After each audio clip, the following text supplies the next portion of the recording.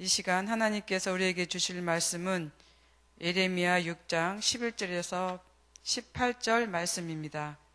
다 같이 봉독하겠습니다. 너희는 이같이 그들에게 이르기를 천지를 짓지 아니한 신들을 땅 위에서 이 하늘 아래에서 망하리라 하라. 여호와께서 그의 권능으로 땅을 지으셨고 그의 지혜로 세계를 세우셨고 그의 명철로 하늘을 펴셨으며 그가 목소리를 내신즉 하늘에 많은 물이 생기나니 그는 땅 끝에서 구름이 오르게 하시며 비를 위하여 번개치게 하시며 그 곳간에서 바람을 내시거늘 사람마다 어리석고 무식하도다. 은장이마다 자기의 정확한 신상으로 말미암아 수치를 당하나니 이는 그가 부어 만든 우상은 거짓 것이요 그 속에 생기가 없음이라. 그것들은 헛것이요 망령되이 만든 것인즉 징벌하실 때에 멸망할 것이나 야곱의 분깃은 이같이 아니하시니 그는 만물의 조성자요 이스라엘은 그의 기업의 지파라. 그 이름은 만군의 여호와시니라. 에워싸인 가운데 앉은 자여 내 짐꾸러미를 이 땅에서 꾸리라. 여호와께서 이와 같이 말씀하시되 보라 이 땅에 사는 자를 이번에는 내던질 것이라. 그들을 기르게 하여 깨닫게 하리라 하셨느니라. 아멘. 성경은 계속해서 우상에 대한 말씀을 우리에게 들려주고 있습니다. 짧은 본문을 쪼개서 준비하다 보니 어떤 말씀을 준비하나 라고 하는 이런 생각이 듭니다. 아마 듣는 여러분들도 계속해서 반복되는 말씀 때문에 구역이 아닐까 이런 생각도 해봅니다. 예레미야서 2장에서 20장까지는 이제 9가지의 일반적 예언을 언급하고 있습니다. 그중 7장에서 10장은 세 번째 이제 진술의 마지막 부분인데 유다를 멸망하게 한 원인은 그 근본적인 뿌리는 우상에 있다라고 이렇게 말하고 있습니다. 우상과 이스라엘은 뗄래야 뗄 수 없는 이제 관계인 것만은 확실히 성경에서 말하고 있습니다.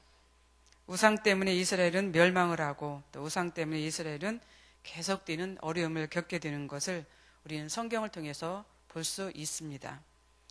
기독교의 기원은 아담 이후 그 피 흘리는 제사를 드린 아벨에서부터 시작이 됩니다.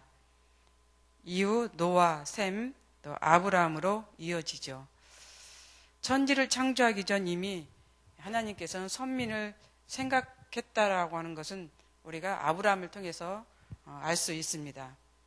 하나님은 고향 땅에서 잘 살아가고 있는 그 아브라함을 부르셨죠.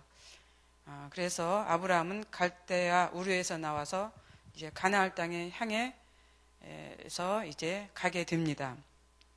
이스라엘이 가나안 땅에 들어가기 전에는 이제 광야 생활을 했습니다. 그래서 광야 생활을 할 때는 문제가 없었습니다. 광야 생활에서는 농사를 짓지 않고 하늘에서 떨어지는 만나를 먹었기 때문입니다. 그래서 이스라엘은 그 이방 신을 우상을 섬길 필요도 없었고 또 우상을 숭배할 아무런 이유가 없었던 것입니다. 문제는 가나안 땅에 들어가서 문제가 되었습니다.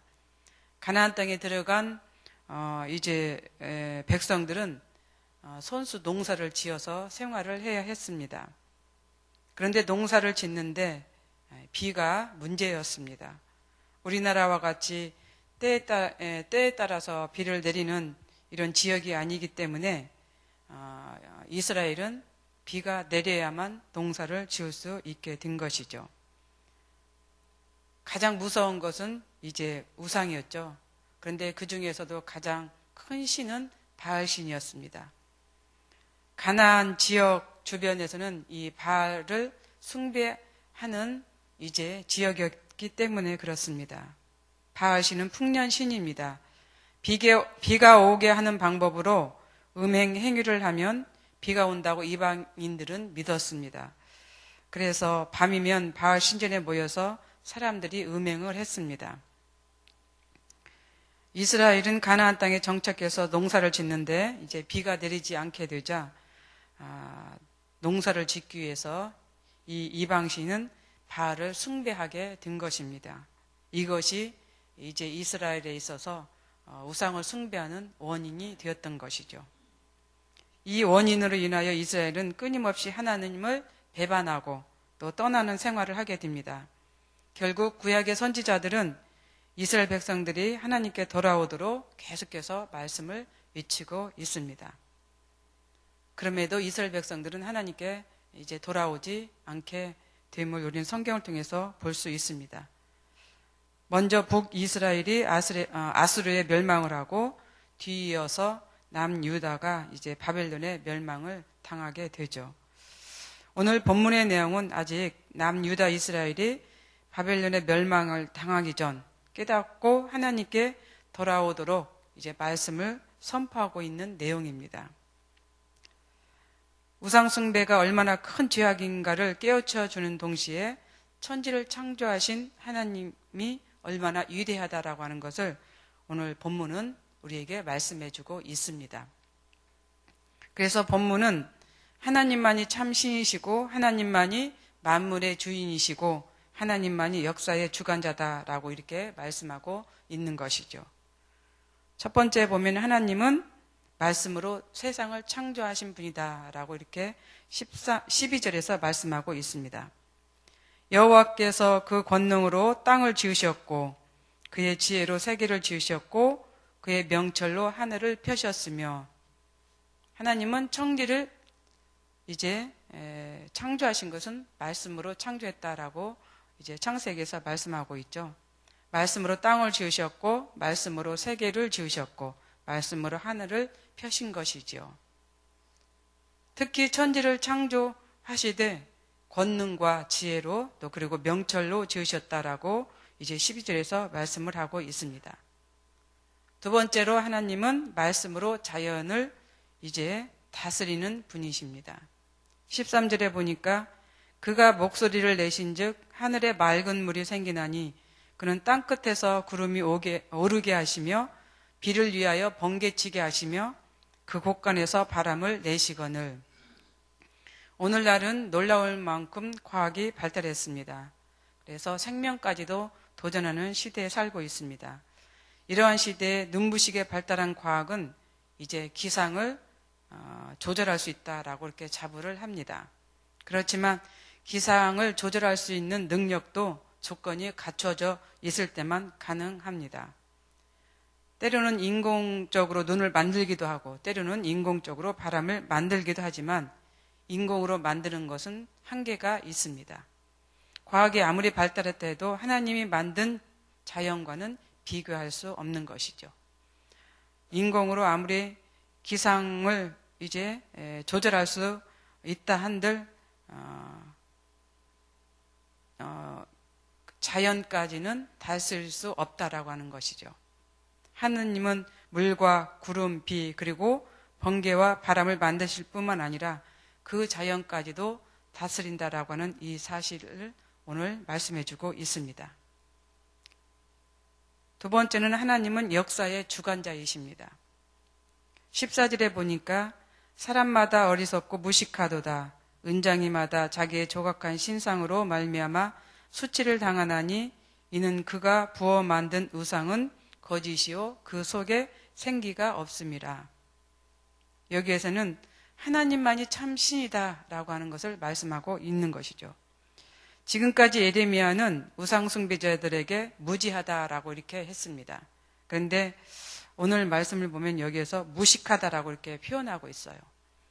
무식은 지식의 반대죠. 하나님을 아는 지식이 부족한 사람들이라는 뜻입니다. 여호와를 아는 지식이 없는 사람들이 하는 행위는 금과 은으로 이제 장식을 하고 또 색칠을 하고 또 말 못하는 우상을 만들고 숭배하는 일뿐입니다. 그래서 우상은 신이 될 수가 없습니다. 신이 될 수 없는 이유가 사무엘상 5장에서 6장에서 설명하고 있습니다. 여호와의 법궤를 블레셋 민족이 빼앗아갔습니다. 빼앗긴 법궤가 간 곳은 블레셋 민족이 이제 섬기고 있는 다곤 신전입니다. 법궤 역시 그들에게는 수많은 신 중에 하나라고 생각했기 때문에 그들이 신전 안에다 모셔다 놓은 것이죠. 빼앗은 법궤를 이제 다곤 신전에 놓은 결과 재미있는 상황이 벌어지게 됩니다. 다곤 신이 여호와의 법궤 앞에 엎드려진 것이죠. 처음에는 다곤 신이 이제 넘어져서 엎드려져 있는 상황이었기 때문에 그냥 넘어진 거다라고 이렇게 생각을 했던 것 같습니다. 그런데 이튿날에도 다곤 신이 법궤 앞에서 엎드려져 있는 것을 보고 이 다곤 신을 섬기는 이제 백성들이 놀랬죠.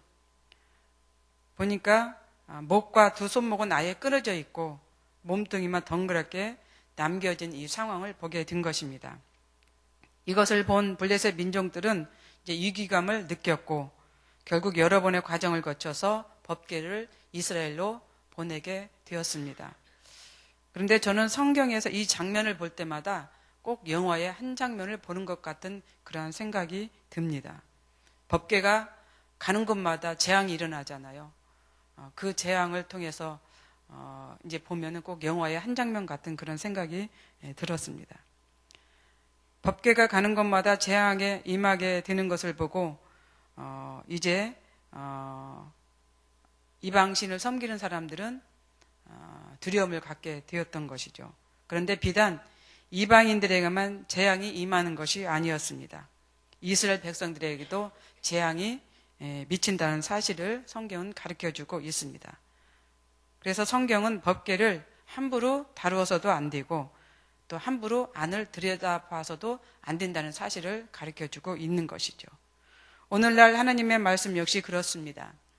하나님의 말씀을 소홀히 여기는 사람에게도 이러한 재앙이 임한다는 것을 법궤 사건을 통해서 우리들에게 가르쳐주고 있는 것입니다.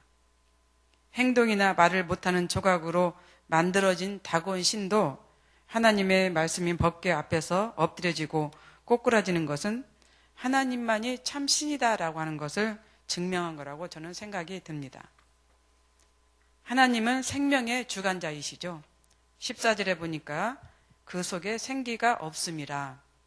창세기 2장 7절에 하나님이 땅의 흙으로 사람을 지으시고 생기를 그 코에 불어 넣으시니 사람이 생명이 되었다라고 하는 말씀이 있습니다. 하나님은 사람을 만드시고 또 생기를 사람의 코에 불어 넣으셨습니다. 그래서 사람은 생명이 있는 존재입니다. 그런데 우상은 자기를 형상화한 것에 생명을 줄 수가 없습니다. 하나의 물건에 불과한 것이죠. 그래서 하나님은 생명의 주관자이십니다. 16절에 보니까 야곱의 분깃은 이같지 아니하니 그는 만물의 조성자요 이스라엘은 그의 기업의 지파라. 하나님은 성도의 분깃입니다. 야곱의 분깃은 만물의 조성자이신 하나님이시고 이스라엘은 하나님의 기업인 것이죠. 시편 16편 5절에서 6절에 보면은 여호와는 나의 산업과 나의 잔의 소득이시니 나의 분깃을 지키시나이다. 내게 줄로 재어준 구역은 아름다운 곳에 있으며 나의 기업이 실로 아름답도다 라고 말씀하고 있는데 분깃이란 다윗에게 주어진 기업과 잔을 말합니다.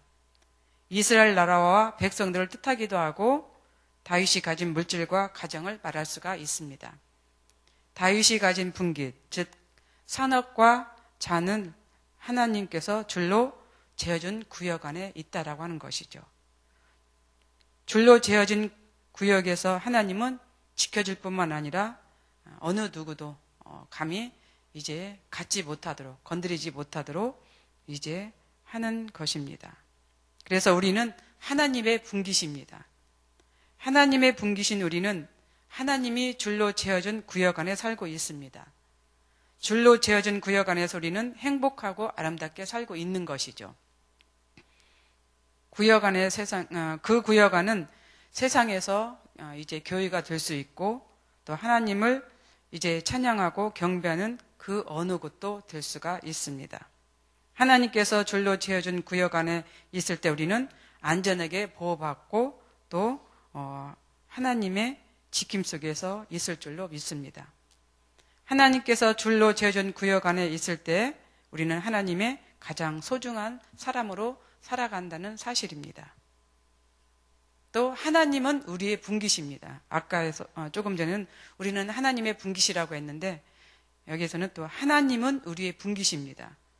하나님이 우리의 분기시이기 때문에 하나님으로 인하여 우리는 부족함 없는 삶을 살고 있습니다. 하나님 안에는 없는 것이 없죠. 하나님의 창고 안에는 보물로 가득 차 있습니다. 그래서 우리는 하나님 안에서 모든 것을 가질 수 있고 또 모든 것을 얻을 수 있습니다. 우리가 무엇을 원하든 하나님의 창고 안에는 필요한 것이 다 있기 때문입니다. 우리는 그 행복을 누려야 합니다. 누릴 수 있음에도 누릴 수 없는 현실을 우리는 만들지 말아야 합니다. 모든 것을 가질 수 있고 모든 것을 다 누릴 수 있는 특권이 있다는 현실을 알고 살아갈 때 아마 우리는 불행하지 않고 행복할 것입니다. 무엇보다도 우리는 하나님께서 우리의 분기시라는 사실을 꼭 기억하시기를 바랍니다. 그래서 출애굽기 20장 3절에서 6절에 이 말씀이 있죠. 너는 나 외에는 다른 신들을 내게 두지 말라. 너를 위하여 새긴 우상을 만들지 말고 또 위로 하늘에 있는 것이나 아래로 땅에 있는 것이나 땅 아래 물속에 있는 것에 어떤 형상도 만들지 말며 그것들에게 절하지 말며 그것들을 섬기지 말라. 출애굽을 한 후 시내산에서 하나님은 모세에게 십계명을 주셨죠. 이스라엘에게 가장 취약한 점이 우상인 것을 아셨습니다. 이렇게 가장 취약한 점이 우상인 것을 아시고 하나님은 십계명에서 제1번으로 이렇게 우상에 대한 것을 지킬 것을 말씀하셨던 것 같습니다. 결국 이스라엘이 멸망을 한 것은 하나님께서 가장 염려했던 그 염려, 우상으로 이스라엘은 멸망을 당하게 되는 것이죠. 우리는 과거 이스라엘이 밟았던 전적을 따르지 않는 하나님의 백성이 되었으면 좋겠습니다. 말씀으로 천지를 창조하신 하나님, 그 하나님께서 우리를 만드시고 우리에게 생명을 주셨다는 사실을 기억하고 산다면 아마 이러한 전철은 밟지 않을 것입니다. 우리에게 생명을 주시고 우리를 주관하시는 하나님을 기억하면서 참 생명이신 여호와 하나님만이 참 신이라는 것을 이제 기억하며 살아가는 우리 모두가 되시기를 바랍니다. 하나님 이외에 더 사랑하는 것이 있으면 그것이 우상입니다. 우리 마음속에 있는 그 우상까지도 버릴 줄 아는 우리의 삶이 되시기를 바라고 또 하나님만을 사랑하고 하나님께서 주신 계명을 지키며 살아가는 우리 모두가 되시기를 바랍니다. 그렇게 되면 하나님은 우리에게 천대까지 은혜를 이제 베푸신다라고 이렇게 성경은 말씀하고 있죠. 하나님만 사랑하는 우리 성락 공동체 이제 백성들이 되시기를 바랍니다. 기도하겠습니다. 사랑의 하나님, 오늘 우리는 천지를 창조하신 하나님의 말씀을 들었습니다. 하나님께서 하나님 외에 더 사랑하는 것은 우상이라고 했는데 하나님 외에 더 사랑하는 그러한 것들이 없도록 우리를 지켜주시옵소서. 또 하나님 외에 더 사랑하는 것이 있다면 버리게 하여 주시옵소서. 버릴 줄 아는 용기도 갖게 하여 주옵소서. 오직 우리는 우리의 마음에 하나님만 사랑하는 마음을 갖기를 원합니다. 그렇게 살도록 도와주시옵소서. 예수님 이름으로 기도드리옵나이다. 아멘. 공동기도문 선교입니다. 모든 민족과 나라의 십자가의 복음을 전하도록 온 세계에 12개의 선교센터를 세우게 하옵소서.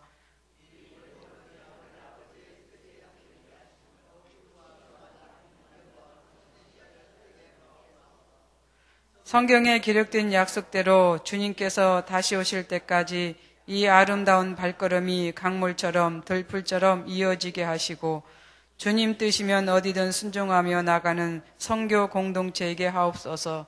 한 사람을 사랑하고 찾으시는 하늘 아버지의 마음이게 하옵소서. 아멘. 우리 주님 가르쳐 주신 기도 드리겠습니다. 하늘에 계신 우리 아버지, 아버지의 이름을 거룩하게 하시며 아버지의 나라가 오게 하시며 아버지의 뜻이 하늘에서와 같이 땅에서도 이루어지게 하소서.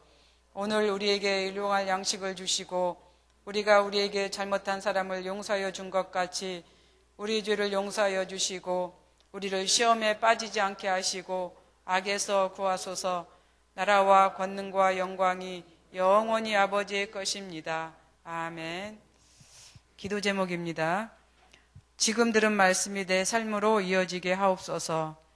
금요 심야 기도를 축복하셔서 충만한 은혜로 채워주소서. 유럽 집회 및 세미나를 마치고 오시는 담임 목사님 발걸음을 인도하여 주옵소서. 구역 예배 모임이 풍성하게 하시고 작은 교회 역할이 되게 하소서. 온 세계 선교 12개의 미션 센터를 위한 중보기들을 축복하소서. 아직도 찾지 못한 세월호 실종자들을 빨리 찾아서 가족들의 마음을 이루하소서. 이 시간 공동 기도 제목과 또 여러분이 가지고 오신 기도를 하나님께 기도하신 후 각자 삶의 자리로 나아가겠습니다. 기도하겠습니다.